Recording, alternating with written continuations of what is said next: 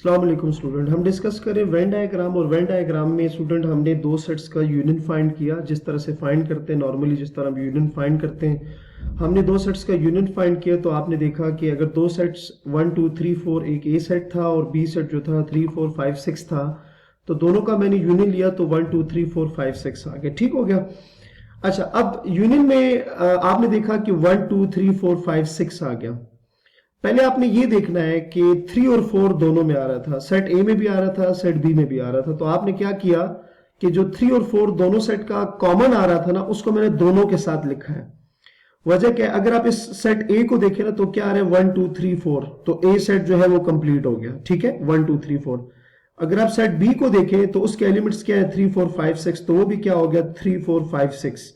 मैंने दोनों को कॉमनली इसलिए लिखा ये 3 4 कि 3 4 ए में भी है, तो अगर आप ए को देखें तो ए में आ रहा है। अगर आप बी को देखें तो जो 3 4 है वो बी में भी आ रहा है। सही है। अच्छा, अगर आप दोनों का यूनियन देखें तो वो क्या आ रहा है 1 2 3 4 5 6 आ रहा है। तो आपको क्या करना पड़ेगा 1 2 3 4 5 6, ये पूरा का पूरा यूनियन है। तो जो यूनियन है ना, आपके पास पूरा जो रीजन है उसको आपने इस तरह लाइंस लगा के शेड कर देना है, जो आपको बताएगा कि इसमें सारे एलिमेंट्स इंक्लूड है। कौन कौन से आपने यूनियन में ऊपर देखा ना, यूनियन में क्या आ रहा है 1 2 3 4 5 6 आ रहा है, ये लिखा हुआ यूनियन 1 2 3 4 5 6 आ रहा है। तो ये शेड करने का मतलब ये है कि इस शेड के नीचे जितने भी वैल्यूज आ रही है 1 2 3 4 5 6, वो सारा का सारा ए और बी का यूनियन है। और ये जो दरम्यान में 3 4 आ रहे हैं ना, दोनों के साथ आ रहे हैं, इसका मतलब क्या है कि जो 3 4 है ये दोनों साइड्स में कॉमन आ रहा है। ठीक हो गया स्टूडेंट। अच्छा, नेक्स्ट इसकी एग्जांपल आप डिस्कस करेंगे इंटरसेक्शन के साथ। पहले हमने यूनियन के साथ एग्जांपल देखी, अब आ जाते हैं इंटरसेक्शन के साथ। अच्छा, इंटरसेक्शन के लिए अगेन मैं क्या करूंगा, दो सेट आपने कंसिडर करने हैं। एक है आपके पास ए जो कि इक्वल है 1 2 3 4। ठीक है, आप वही सेट कंसिडर कर लें तो बेहतर है। अगर कोई चेंज करना चाहें तो आप वो भी कर सकते हैं। कंसेप्ट अपना क्लियर रखें, बाकी सेट आगे पीछे होने से कोई फर्क नहीं पड़ता। ठीक है। अच्छा, इसका जो बी पार्ट है, बी जो उसका सेट है वो क्या है 3 4 5 6 है, 3 4 5 6 है। हमने अभी यही एग्जांपल क्या की, अभी पिछले एग्जांपल में भी डिस्कस किया विद यूनियन, अब इसको डिस्कस करेंगे विद इंटरसेक्शन। ठीक हो गया।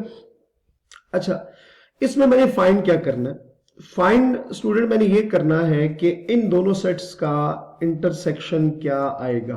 ठीक है, मैंने ये देखना है। तो इंटरसेक्शन का स्टूडेंट आपको पता है कि आप क्या करते हैं कि इंटरसेक्शन से मतलब ये होता है कि दोनों सेट्स में क्या कुछ कॉमन आ रहा है, तो वो दोनों इंटरसेक्शन सेट में लाई करेंगे। तो 1 2 3 4 ये एक सेट ए हो गया, इंटरसेक्शन बी सेट क्या है 3 4 5 एंड 6 हो गया। ठीक है। अच्छा, इंटरसेक्शन में क्या आएगा स्टूडेंट, दोनों में जो कॉमन एलिमेंट्स है, कॉमन क्या आ रहे हैं दोनों में, आप देखिए 3 4 इधर भी आ रहा है सेट ए में, और 3 4 जो है वो सेट बी में भी आ रहा है। तो आपके पास इंटरसेक्शन क्या बनेगी 3 4 आ जाएगा। दोनों के इंटरसेक्शन में क्या आ जाएगा 3 भी आएगा और 4 भी। ये तो एक नॉर्मल मेथड हो गया जिसमें हम क्या करेंगे, जिस तरह से हम इंटरसेक्शन फाइंड करते हैं कि नॉर्मल वे में, ये आपने उस तरह से फाइंड कर। अब इस चीज को वेन डायग्राम के थ्रू किस तरह से शो करते हैं। अच्छा, वेन डायग्राम के लिए आपको एक रेक्टेंगल चाहिए होती है जो कि यूनिवर्सल सेट को रिप्रेजेंट करती है। तो आपने एक रेक्टेंगल बना दी और इसमें आपने लिखा कि ये जो रेक्टेंगल है ना ये यूनिवर्सल सेट को रिप्रेजेंट करता है, आपने लिख दिया। अब बेटा आपके पास दो सेट थे, कौन कौन से थे, एक ए था एक बी था। सो आपने देखा कि ए आ गया। अच्छा, ए में कौन कौन से एलिमेंट्स थे 1 2 3 4 आ रहा था, ये आपने लिखा 1 2 3 4। दूसरी बात है, आपने ये देखा कि 3 4 दोनों में कॉमन आ रहा है, तो इसका मतलब ये है कि आप इसको इस तरह से दोनों के साथ लिखेंगे। अब 3 4 और बी में क्या आ रहा था 5 6 आ रहा। तो अगर आप देखें ना तो 1 2 3 4 पहला सेट है, 3 4 5 6 दूसरा सेट है बी। यहां आप साथ मेंशन भी कर दें कि पहला जो सर्कल है वो सेट ए को रिप्रेजेंट कर रहे हैं, दूसरा जो सर्कल है वो सेट बी को रिप्रेजेंट कर रहे हैं। 3 4 को मैंने दोनों के साथ कॉमन लिखा, क्यों, दोनों में आ रहा था, ठीक है। अच्छा, अब इंटरसेक्शन में क्या आ रहा था, 3 4 आ रहा था, ठीक है। 3 4 क्या है, दोनों में कॉमन, अगर सेट के हवाले से देखा जाए तो 3 4 ए में भी आ रहा था, बी में भी आ रहा था।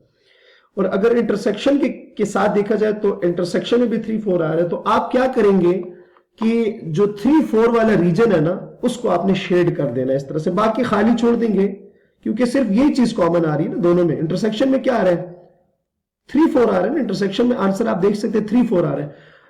प्रीवियस पार्ट में आपने देखा था कि यूनियन में क्या आ रहा था, 1 2 3 4 5 6 आ रहा था, तो आपने 1 2 3 4 5 6 में जो एरिया आ रहा था सारा का सारा शेड कर दिया। यहां इंटरसेक्शन में देखे तो सिर्फ 3 4 आ रहा है, तो आपने सिर्फ 3 4 को शेड करना है, बाकी नहीं शेड करना, वो एज इट इज आएगा। ठीक हो गया स्टूडेंट। तो इस तरह से आप दो सेट की इंटरसेक्शन भी फाइंड कर सकते हैं। अच्छा, नेक्स्ट हम एक अलग एग्जांपल पे आ जाते हैं जिसमें आपके पास 3 सेट्स हो। अगर 3 सेट आपके पास आ जाए तो तब वेन डायग्राम किस तरह से बनेगी, उसके लिए आपको 3 सेट कंसिडर करने पड़ेंगे।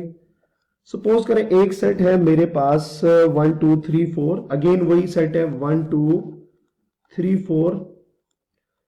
बी सेट है आपके पास 3 4 5 6, और जो सी सेट है वो है आपके पास सी सेट बच्चे आपके पास होगा 3 4 7 8 होगा, 3 4 7 और 8 होगा।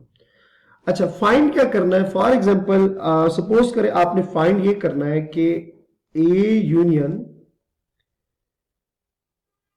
ब्रैकेट बी यूनियन सी आपने फाइंड करना है, ये आपने फाइंड करना है। ठीक हो गया। अच्छा, उसके लिए आपको पता है कि क्या करते हैं कि जिन वैल्यूज पर ब्रैकेट होती है उसको पहले आप फाइंड करते हो, तो बी यूनियन सी आपने पहले फाइंड करना है। सो बी की वैल्यू क्या है, 3 4 5 6, यूनियन सी क्या है 3 4 7, और ये क्या आ जाएगा 8 आ जाएगा। सो बी यूनियन सी में क्या करेंगे, दोनों को कंबाइन कर देंगे। आप देख सकते हैं 3 से स्टार्ट हो रहे, 3 4 5 6 7, और क्या आ जाएगा 8 आ जाएगा। ठीक है। नेक्स्ट स्टूडेंट आपने क्या करना है कि अब बी यूनियन सी का ए के साथ यूनियन लेना है। Now A union B union C आपने करना है। ए की वैल्यू स्टूडेंट क्या है 1 2 3 4, आपने लिखना है ए की जगह 1 2 3 4, यूनियन बी यूनियन सी की जो वैल्यू है वो आप लिखेंगे, और बी यूनियन सी की वैल्यू अभी आपने फाइंड की, वो क्या है 3 4 5 6 7 8, 3 4 5 6 7 8, 3 4 5 6 7 8। ठीक है स्टूडेंट, यहां तक आपको समझ आ गई होगी। नेक्स्ट वीडियो में हम यही से कंटिन्यू करेंगे, तब तक के लिए अपना बहुत सारा ख्याल रखिएगा। अल्लाह हाफिज।